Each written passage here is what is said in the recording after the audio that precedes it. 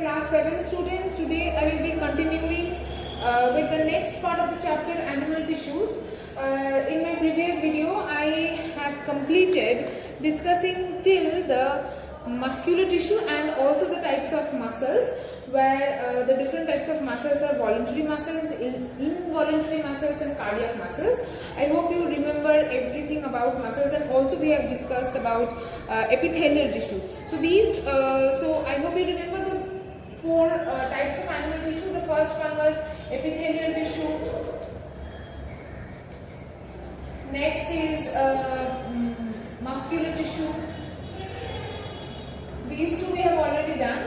Next, number 3 is nervous tissue, and number 4 is connective tissue. So we are left with only these two, and we will do these. We will explain these two today. So starting with nervous tissue.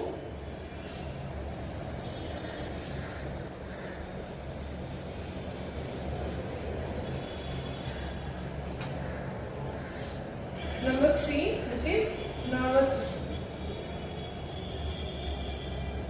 So we will be starting with page number 16 in your book. The nervous tissue helps in the control and coordination of the body.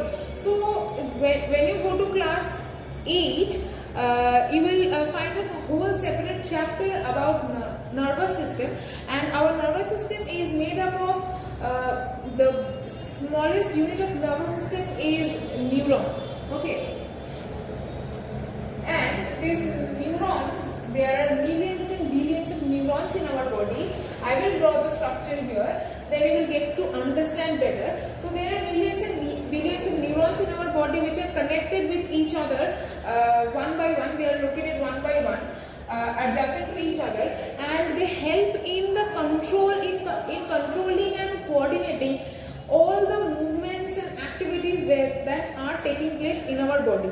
Okay, they are made up of long nerve cells called neuron. Each neuron has a central part. So let me draw the structure of neuron here. Okay.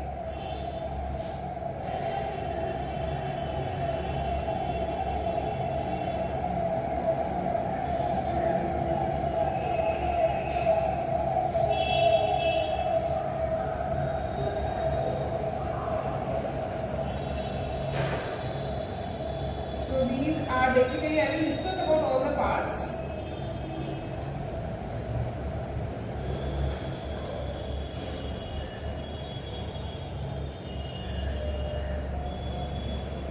This is basically a very simple and easy diagram of neuron. When you go to higher classes, you will find much more complicated diagrams. This is basically the basic or the typical, means all the main parts are here, and you have this diagram only in your book. Okay, not more than that. Okay, so the three main parts of neuron are: first one is cell body, or also known as cyton.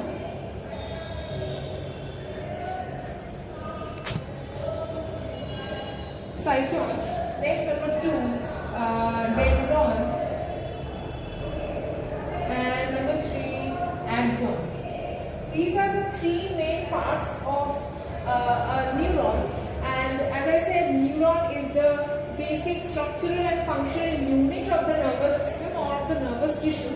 Means neuron is a cell, okay, the longest cell in our body, and many as in millions and billions of neuron make up the nervous tissue. So one neuron is made up of cell body. These are the three main parts. There are many other parts: cell body, dendron and axon. Cell body is also known as cyton. Now we will learn which part is what, and rubbing this so that I can do the labelings here. Okay.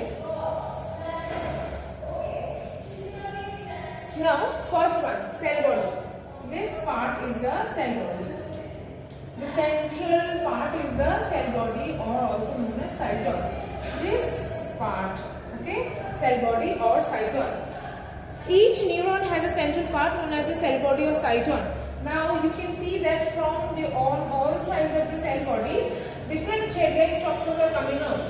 So these have many branches. They are branching out into smaller branches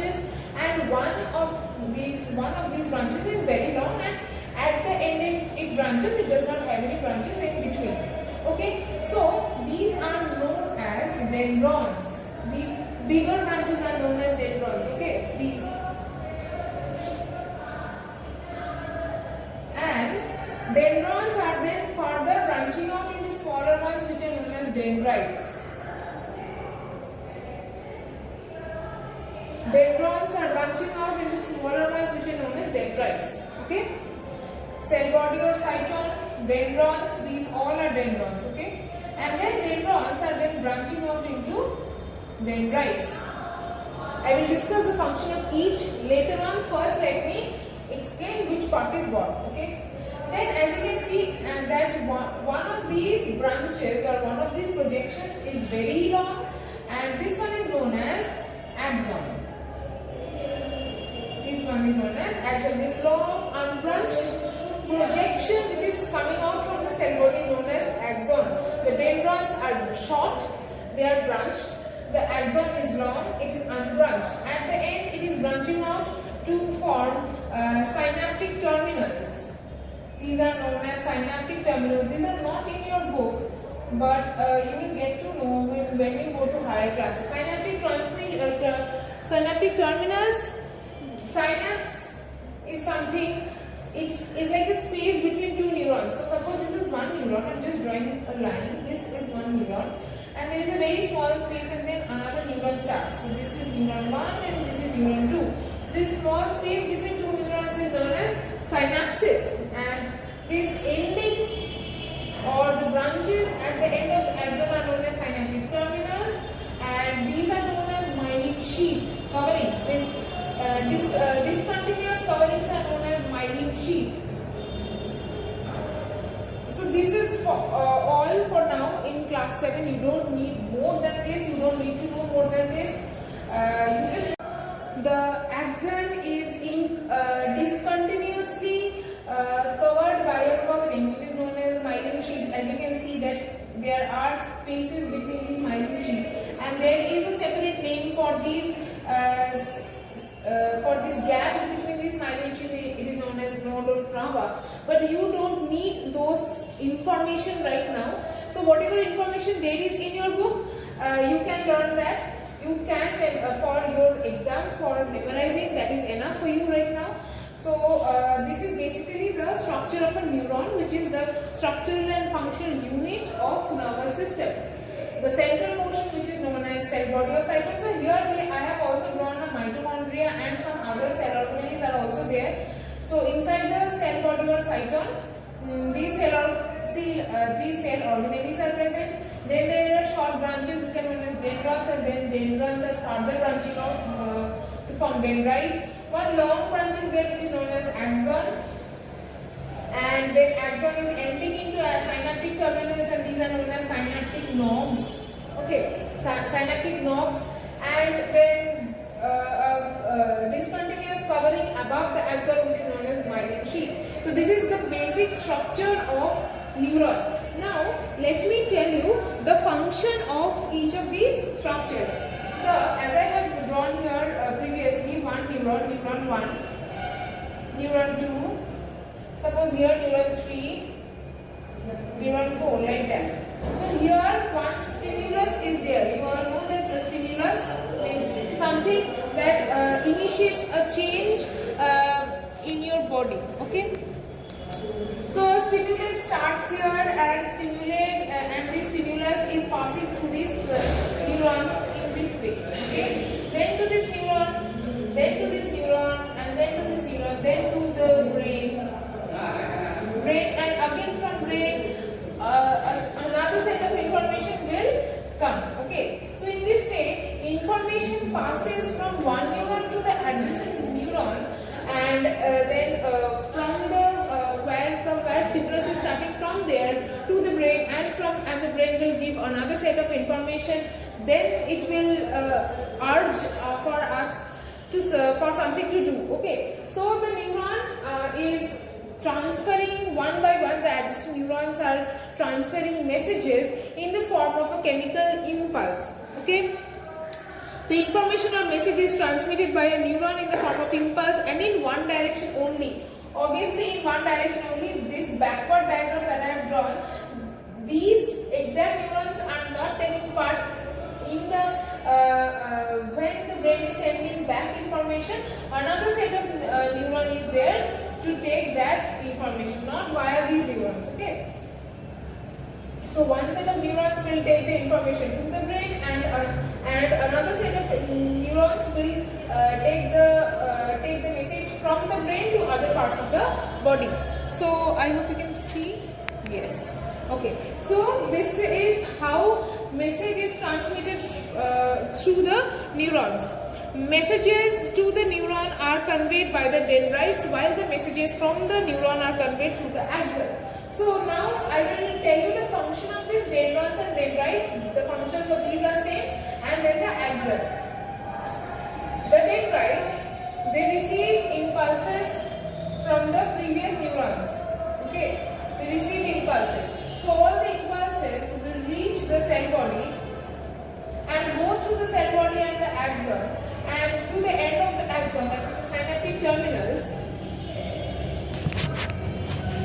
Through the synaptic terminals, it will get into another neuron, means the neuron 2, the second neuron after this. So the second neuron here will have the dendrites here, the dendrites here, and the information from this neuron, which is passing out through the axon, will enter into the second neuron through the axon. Okay, so this is how the axon and dendron performs. That is, the axon receives the dendrons and the dendrites receive the impulses from the previous neuron, and then it passes through the cell body and the axon, and then through the axon it goes out of that neuron and then to the next neuron, but the same thing happens there also. So this is all about the nervous tissue. Many neurons or nerve fibers bound together constitute a nerve. Nerves are connected to the brain and the spinal cord. So this is one neuron. So when many neurons are bound together like this whole thing is known as a nerve. Okay. I hope I am clear about nervous tissue. Next I will talk about connective tissue, and that I will continue in the next video. Okay, I hope you have understood this. This is not very difficult. You just have to remember the basic structure, which is cell body, dendron, dendrite and axon. So dendrons and dendrites receive the impulses and axon gives out the impulses. The same thing happens for all the neurons which are adjacent to each other, and this is how impulses impulses carry information. Impulses travel from one neuron to another and ultimately reach the brain, and from brain another set of neurons take away the message about what we have to do. Okay, so we will again continue in the next video. Thank you.